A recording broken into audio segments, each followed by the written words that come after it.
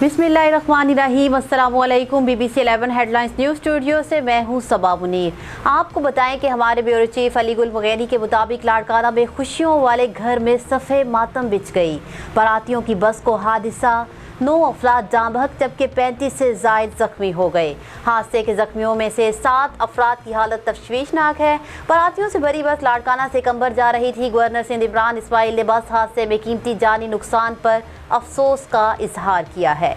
जाँ बहक अफराद के लिए मग़फ़रत और लवाहिकीन के लिए सब्र जमील की दुआ की। गवर्नर इमरान इस्माइल ने ज़ख्मियों को फ़ौरी तिबी इमदाद और हर किस्म की मदद फ्राहम करने के लिए मुतल्लिका अदारों को हदायत कर दी है। इधर chairman Peoples Party Bilawal Bhutto Zardari ने भी लाड़काना में बस हादसे पर इजहार अफसोस किया है। कहा है कि हुकूमत सिंध जाँ बहक अफराद के लवाहिकीन की माली इमदाद करेगी। न्यूज़ स्टूडियो से फिल वक्त इतना ही। मज़ीद तफ़सीलात और अपडेट्स के लिए देखते रहिए BBC 11 हेडलाइंस न्यूज़।